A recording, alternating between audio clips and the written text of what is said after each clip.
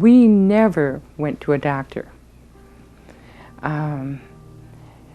My mom took care of us if anything should happen, and I know there was a little a little weed that grows down by the boulevard, by the bridge, and we always went down and gathered that up, and she dried it out, and that was our medicine for the whole year.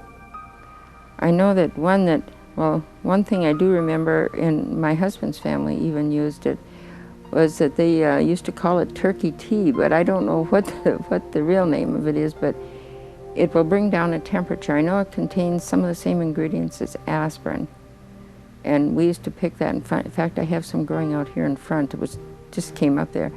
But you'd steep the leaves like tea, and it would bring a temperature down really fast. My grandmother, I was probably 6 or 7 years old when she died, but she had a great many different medicines. And she used to go out in the woods and pick certain plants and so on and make her own medicine. Remember, she had a concoction when I was young that she used for us when we had colds. We used to drink it. She called it tea, but it was some kind of a willow bark that she had peeled and boiled into a tea-like substance. And she gave that to us when we had colds. Or she had medicines for almost any sickness that we had at that time. But she died when I was about 6 or 7 years old, and of course people have forgotten those old methods now, you know. They just don't do that anymore. One time I was cutting wood with some guy there when we lived in St. Ignace, or out of St. Ignace, and the saw, he threw it and hit me in the leg. Well, the teeth, you know, rusty saw made blood poison in my leg. First of all, Dad and Mother took me to the doctor in St. Ignace, and he said the gangrene and blood poison was in my leg too far up, that, you know, they might have to send me away and take my leg off. But Grandma took me home, and she took care of me for 6 weeks, and she put burdock leaves around it, and every so many hours she'd get fresh burdock leaves and she'd wrap it, and when she took it off they were getting greener and greener, and then when she took the burdock leaves off and they were all completely green, my leg was all healed up. Went in the woods, picked a lot of gold thread and sweet flag, and there was other different plants that she knew, that they knew she passed on. But that's another thing everybody got away from. We got a few. Used to go and do it myself once in a while, but I don't know more. Like gold thread now, you use that for your stomach ailments, you know. Like for ulcers and stuff, you pick that and you steep it. And then you got sweet flag. I got sweet flag there in the cupboard. You use that, you shave it, you steep it, but some of them roots are so bitter, you got to use a little bit of honey to mix it, so you know you can mix it down. See, we'll plant them leaves out there in the ground. You get them for a poultice; they'll cure you anything. And then there's other stuff that will kill you too. See, like buttercups now. You steal like a buttercup now, it'll kill you quicker than anything you can buy in a drugstore. I had golden thread, they call it. My grandfather gave it to me. He says, now you come with me in the woods. He says, I had a sore throat all the time. And we went in the woods in an old cedar swamp, and we dug some old trees apart. And here we found that golden thread in there. And he says, you chew that and swallow the saliva. And he says, your sore throat will go away. So I says, okay. So I tried anything, you know. I tried it, it went away, and I never had it since. Now that's golden thread, if you know what it looks like. It looks like hair, only it's a root that grows in rotten trees, and it's gold. There was gold thread on the island, which they steeped for sore throats. It grows like in something like a swampy area where it's really moist.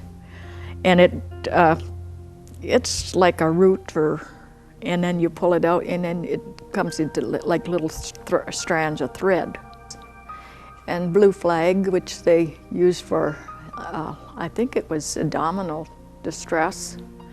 And then we'd use, like, somebody got injured or something, like with a rusty nail. It was either using a plantain leaf poultice or salt pork, bread and milk poultices, and it really did beneficial. I remember my grandmother, when I'd get a headache or a temperature, she'd slice up onions and put it in white cloth over my forehead, or potatoes or something that would draw out the fever. Okay, this is what they call turkey tea. They dry them, both the leaves and the flowers. They hang them upside down, and when they're dried, they use both. They brew them like tea. Because we always called it turkey tea, but I guess the real name is yarrow. But this will bring down a temperature quicker than aspirin. This does have some aspirin in it, it says, the information I read. But that's what we used to use to bring temperatures down.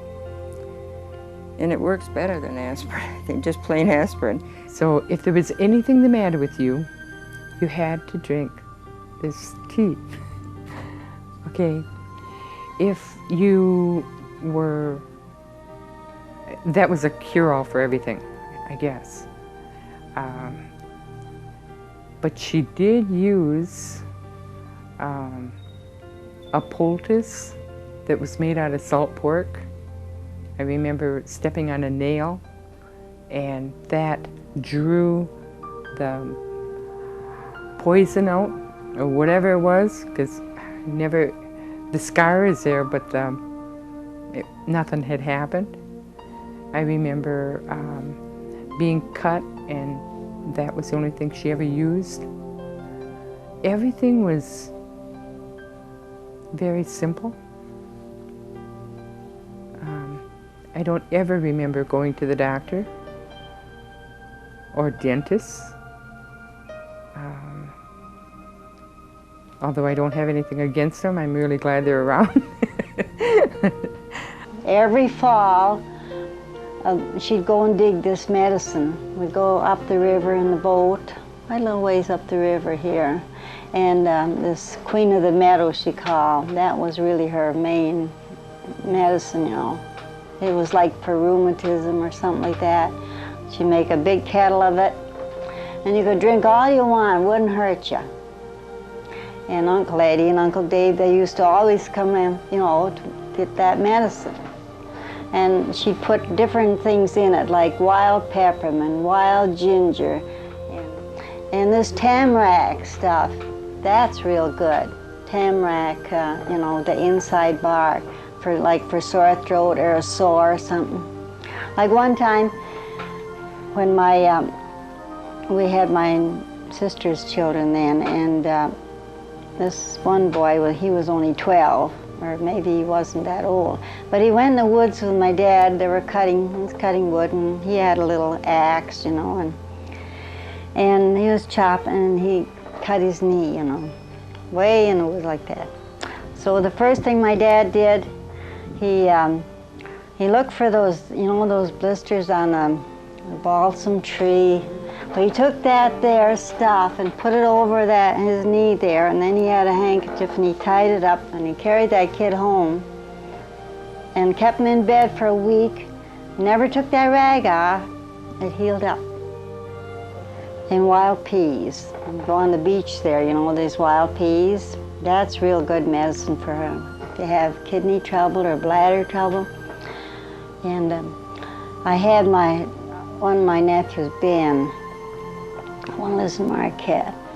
Well, when he was 3 years old, she doctored him. He had this bladder trouble or kidney trouble, and they took him to Munising, and he was in the hospital 10 days, and he wasn't getting no better. So my mother said to my brother and I, says, you ask the doctor if I can bring him home and doctor him. He says, well, if you can help him, go ahead. So she went and got those wild peas, and she steeped it and drank. In 3 days, that kid was better.